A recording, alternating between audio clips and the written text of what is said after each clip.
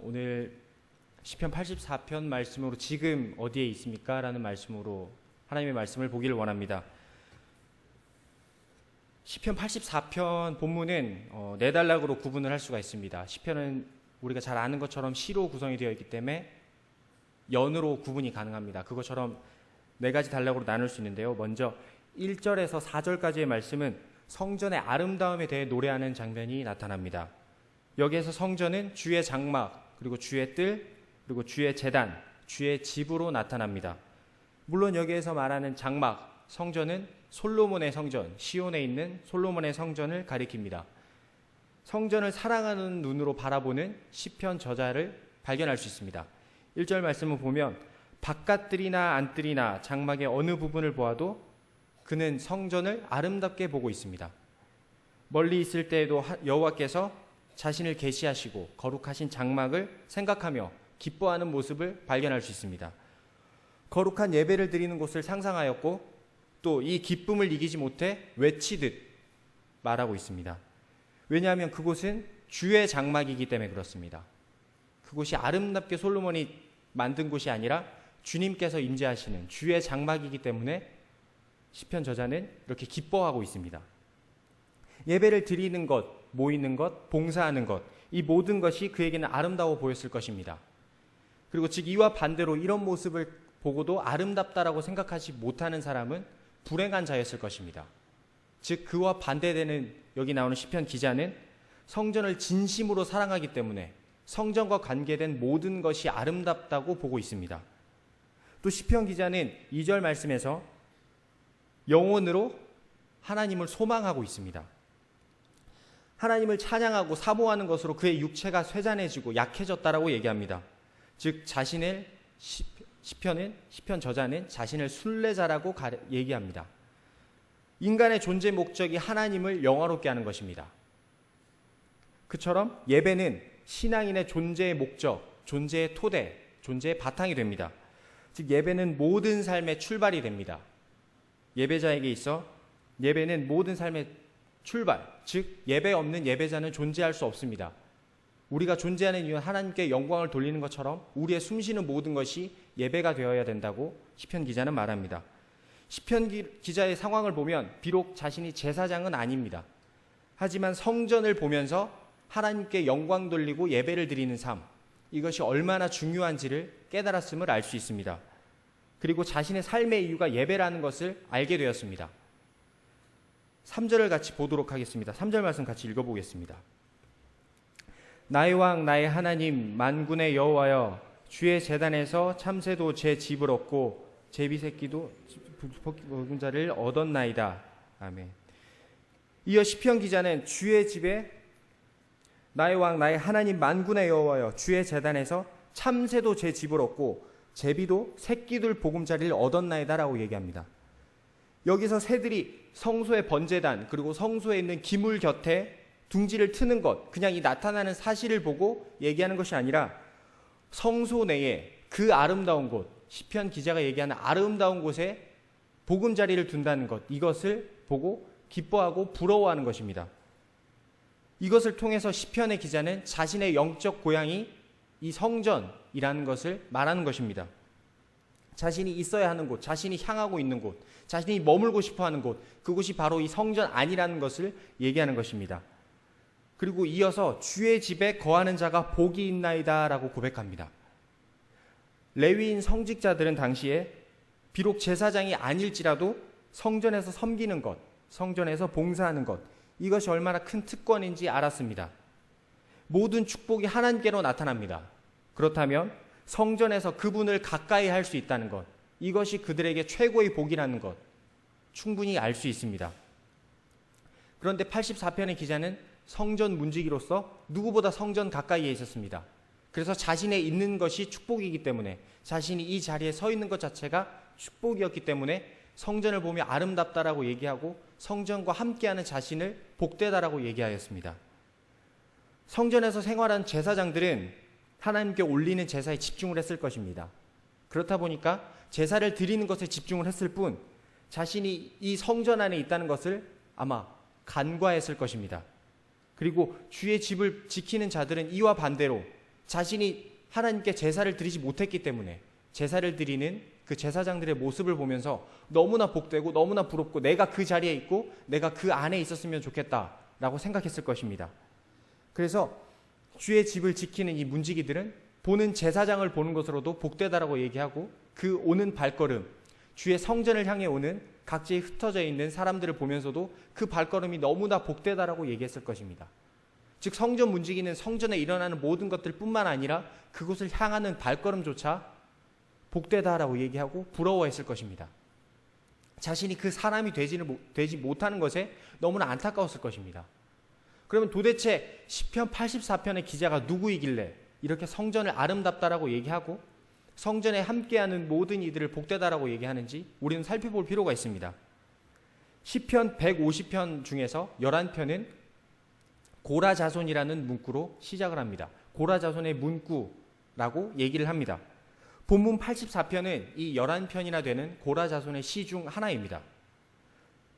고라는 누구냐면 민수기 16장에 먼저 등장합니다. 민수기 16장에서 고라는 레위의 증손 그리고 고핫의 손자 이스라엘의 아들로서 레위 지파의 사람으로 알 수 있습니다. 르우벤의 자손 엘리압의 아들 다단과 아비람과 벨렛의 아들 온과 당을 만들었고 총회에서 지도자 250명과 함께 그들의 뜻을 모아 모세를 거슬렀습니다. 이 장면이 민수기 16장에 나타납니다. 그 결과 고라와 그 당은 하나님께서 땅으로 하여금 삼켜버리게 만드십니다. 결국 그들은 수월에 빠지게 되고 그들은 이 땅에서 영원히 사라지게 됩니다. 하지만 그의 아들은 그 아버지 고라가 하는 것이 옳지 않았다는 것을 알았나 봅니다. 그래서 그 당에 관여하지 않았고 그곳에 참여하지 않았습니다. 그래서 그는 목숨을 부지할 수 있었고 이후에 고라 자손이 이어지게 됩니다. 이후 고라인에 대한 언급은 민수기 26장 58절에서 레위인 가족 명단에 등장하고요. 그리고 역대상 24장 26장에서 성전 관료 명단에 등장합니다. 그리고 여기서 성전 문지기에 그들의 이름이 등장하는 것을 알 수 있습니다. 또한 역대하 20장 19절을 보면 그들이 여호와를 찬양하는 일을 맡았다라고 얘기합니다. 즉 그들은 이때부터 성전 문지기가 되었고 여호와께 찬양하는 성전을 지키는 역할을 하게 되었습니다. 고라의 자손들은 아마 고라가 그런 일을 당하는 것을 보았을 것입니다. 그의 아버지가 하나님의 종에게 대적하였고 그로 말미암아 하나님께 벌을 받았습니다. 그리고 고라의 자손들은 평생 잊을 수 없는 사건을 자신의 뇌리 속에 박히게 되고 자신의 자손들에게 대대로 들려주었을 것입니다. 그 사건으로 인해 고라 자손은 하나님의 정의와 위엄을 알 수 있었습니다. 그리고 하나님의 종을 어떻게 모셔야 하며 어떻게 대해야 하는지, 어떻게 보필해야 돼야 되는지를 몸소 체험하고 뼈저리게 느꼈을 것입니다. 이후 하나님의 은혜로 그들은 하나님의 성전 문지기가 되었습니다. 하나님께서는 그들의 아버지의 죄를 그들의 자식들에게 되묻지 않으셨습니다. 그들에게 은혜를 베푸셨습니다. 결국 하나님을 찬양하는 일까지 담당하게 되었고 그들에게 있어서 성전 문지기와 하나님을 찬양하는 일, 이것은 너무나 은혜롭고 감사한 일이었습니다. 하나님을 위해 자신들이 사용되는 것, 그것이 감사한 일이기도 하였지만 더 큰 것은 그들은 누구보다 성전 가까이에서 하나님의 임재를 체험할 수 있었기 때문입니다. 그들은 시간이 지나면서 하나님의 임재를 체험할 수 있다는 것, 이것이 얼마나 큰 은혜인지 발견하였고 알게 되었고 이처럼 시편 84편의 말씀처럼 하나님의 임재를 찬양할 수밖에 없었습니다. 앞에 서 있다는 것만으로도 무섭고 두려운 존재였던 하나님은 그들을 살리시고 공의롭고 자비로우심을 보이셨습니다. 그리고 그들을 찾는 이에게 은혜를 베푸시는 임을 그들 고라 자손에게 보여주셨습니다. 그것뿐만 아니라 하나님을 찾아오는 발걸음 또한 복되다는 것, 그 오는 발걸음 자체를 축복하셨음을 고라 자손은 보았습니다. 즉 하나님이 어떤 분인지 누구보다 가까이에서 알 수 있었습니다. 그래서 그는 이처럼 시편 84편에서처럼 하나님의 영광을 찬양할 수밖에 없었고 하나님의 성전을 찬양하며 하나님의 성전을 향해 오는 그 모든 발걸음을 축복할 수밖에 없었습니다. 이어서 5절에서 7절 말씀을 제가 읽어보도록 하겠습니다. 주께 힘을 얻고 그 마음에 시온의 대로가 있는 자는 복이 있나이다. 그들이 눈물 골짜기로 지나갈 때에 그곳에 많은 샘이 있을 것이며 이른 비가 복을 채워주나이다. 그들은 힘을 얻고 더 얻어 나아가 시온에서 하나님 앞에 각기 나타나리이다. 두 번째로 시편 기자 고라 자손은 성전을 향해 오는 순례의 기쁨을 노래합니다. 6절에 눈물 골짜기가 나타납니다. 성전을 찾아오는 이들이 결코 평탄하진 않았습니다. 여기서 말하는 눈물 골짜기는 바카 골짜기라고도 합니다. 이 바카 골짜기는 예루살렘 성전으로 올 때 순례자들이 통과했던 길을 얘기합니다. 즉 성전으로 오기까지의 고난과 어려움이 있음을 얘기하는 것입니다. 순례자의 믿음은 그 황량한 길을 올 때에 샘이 솟게 만들었습니다. 하나님께서 순례자의 발걸음을 얼마나 축복하셨는지를 알 수 있는 본문입니다. 즉 순례자들의 믿음과 영적인 그 즐거움은 그들의 고난과 어려움이 막지 못했습니다. 그들이 성전을 향하는 그 기쁨은 어떤 것도 막을 수 없었던 것입니다. 그리고 7절에서 저희는 힘을 얻고 더 얻어 나아가. 일반 여행자들은 여행을 할 때 지치고 힘들 것입니다. 시간이 지날수록 육체의 고통으로 인해 지쳐서 쓰러지고 싶을 것입니다. 하지만 순례자의 여행은 그렇지 않다는 것을 보여줍니다. 계속하면 할수록 피곤해지기보다는 오히려 힘을 얻습니다. 각 성도들은 더욱 행복해지며 함께하는 무리들이 더욱 많아지는 것을 발견합니다. 그리고 그들이 부르는 노래는 더욱더 감미롭고 흥에 겨워지며 충만해짐을 알 수 있습니다. 순례자들의 이 발걸음은 단순히 자신의 만족과 목적을 위해서 그리고 정해진 시간이었기 때문에 오는 것이 아니라 진실로 하나님 앞에 나아가기 위해서 그런 목적으로 이 어려운 여행을 알매도 불구하고 나아왔던 것입니다. 이같이 아름다운 여행을 시작한 순례자들의 여행은 하나님께서 기뻐하셨음은 당연히 알 수 있습니다. 여호와의 하나님은 앙모하는 자들에게 더욱더 힘을 주심, 이것은 너무나 당연한 일입니다. 자신을 보고자 오는 자들에게 힘을 더하여 주시고 그들에게 더욱더 일어날 수 있는 힘, 그리고 세상을 살아갈 수 있는 힘을 주신 것입니다. 우리의 일생 또한 이와 같을 것입니다. 하나님께 나아가는 길은 너무나 힘듭니다. 하나님께 나아가면 나아갈수록 더욱더 힘든 것들이 많아질 것입니다. 고난과 어려움은 더욱더 커질 것이며 우리를 쓰러지게 만들 것입니다. 많은 유혹과 어려움이 있음에도 불구하고 우리가 예수 그리스도를 믿고 가는 목적, 이것을 기억했으면 좋겠습니다. 이 목적은 여행을 하면서 알아가는 것이 아니라 우리가 여행을 출발하기 전에 이미 목적을 가지고 출발합니다. 우리가 힘들다는 것을 알지만 출발해야 되는 이유, 우리의 목적이 분명하기 때문입니다. 그 목적을 기억한다면 우리의 삶은 단순해지며 분명해집니다. 세 번째로 시편 기자는 기름 부음 받은 자를 위해 기도합니다.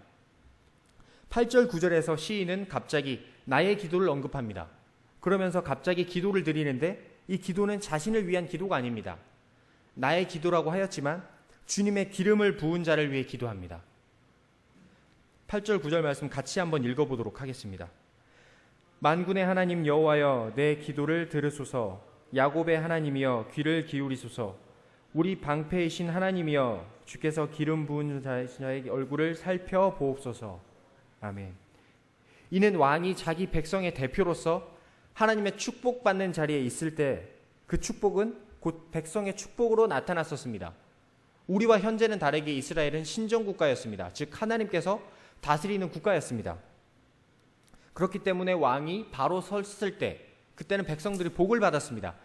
하지만 왕이 바로 서지 못하고 우상 숭배에 빠졌을 때 그들의 나라가 위태하였으며 그들의 백성은 고통을 받았습니다. 하나님께서 임재하시는 성전을 보았습니다. 이 고라 자손들은 누구보다 성전 가까이에 있었기 때문에 하나님을 알았습니다.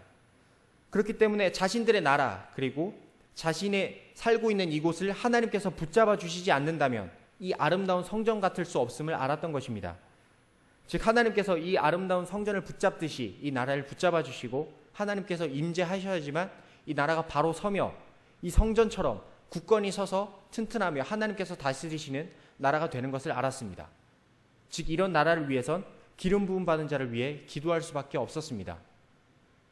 자신이 이 복되다는 것, 자신이 복된 자리에 있지만 그것에 끝나지 아니하며 자신의 나라를 돌아보았고 자신이 기름 부음 받은 자, 이 자를 위해 기도하지 않으면 누구도 기도하지 않았다는 것, 그것을 알았던 것입니다.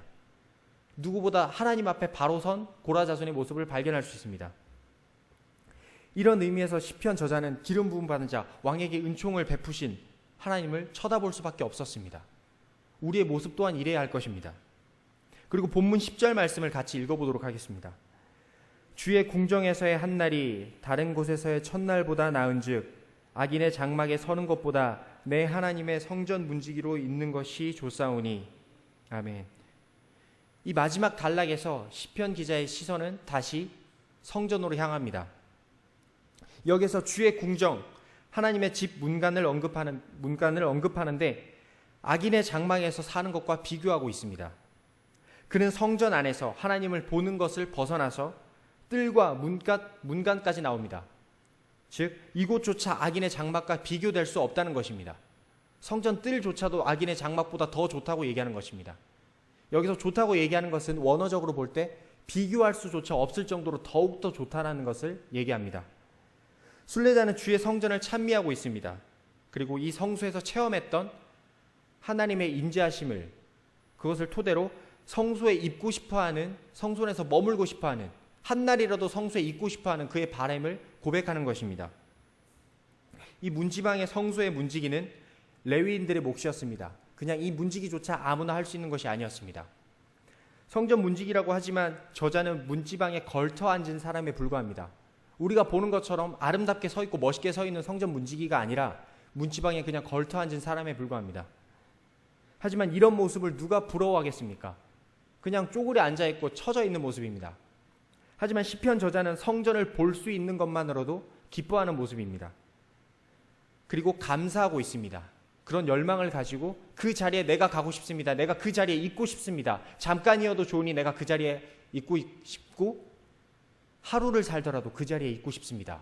라고 고백하는 것입니다. 중요한 것은 하나님의 임재가 있는 처소, 그곳에 머물고 싶어하는 이 시편 기자의 마음입니다. 하루를 산다 할지라도 그곳에 있고 싶어하는 그 마음. 성도의 마음이 이와 같아야 합니다.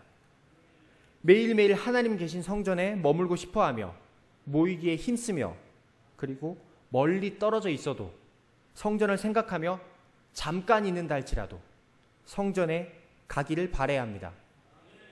흔히들 얘기할 때 수요일날 비바람이 가장 많이 몰아치는 날 예수님 오신다라고 웃으면서 얘기를 하죠. 그래서 어제 비가 올 때 말씀을 준비하면서 그랬습니다. 내일도 그렇게 비가 많이 오면 이 말씀을 하면 잠깐이라도 있고자 하는 이 마음을 좀 더 자세하게 얘기할 수 있었을 건데 싶었는데 비가 안 와서 참 감사하면서도 좀 다르네요.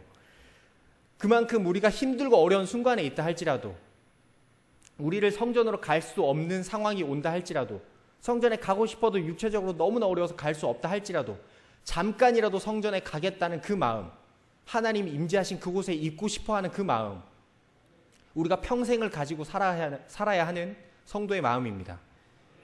우리가 이 땅에서 아무리 즐겁고 쾌락과 누리는 것들이 많다 할지라도 하나님을 섬기고 그 가운데 발견하는 즐거움을 아시는 분들이라면 그 무엇과도 비교할 수 없음을 잘 알 것입니다.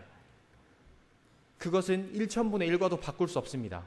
첫날과 하루를 비교한 것처럼 비교할 수조차 할 수 없는 아주 기쁜 일이고 즐거운 일입니다. 하나님의 사랑을 느끼고 기름 부음을 받은 구세주를 느낄 때에 하나님의 약속을 살펴보고 우리에게 적용하는 성령의 능력을 발견하였을 때 그것은 무엇과도 바꿀 수 없는 우리 삶의 즐거움이 됩니다. 세상 사람들은 깨달을 수조차 없는 즐거움입니다. 세상 사람들은 보이는 것에 만족하며 가지는 것에 만족합니다. 하지만 우리는 그런 것에 연연하지 않습니다. 보이지 않는 것, 볼 수 없음에도 우리가 느낄 수 있는 것, 우리에게 아직 오지 않았지만 이미 임한 것, 그것에 우리는 즐거움을 느낄 수 있고 알 수 있습니다. 지금도 그것을 느낄 수 있고 바라볼 수 있습니다. 우리는 그 영원한 것을 바라보아야 합니다. 오직 참된 성도만이 느낄 수 있는 즐거움입니다. 죄인들 가운데 고귀한 자리에 오른다 할지라도 그리고 평생 동안 풍요와 사치 가운데 산다 할지라도 하나님의 집에서 이름 없이 빚도 없이 살아갈 수 있다는 것, 그것은 무엇과도 바꿀 수 없는 행복입니다. 시편 기자는 하나님을 내 하나님이라고 불렀습니다. 이것이 은혜입니다. 내 하나님이라고 부를 수 있는 것, 내 아버지여 부를 수 있는 것, 이것은 성도에게만 주어진 특권입니다.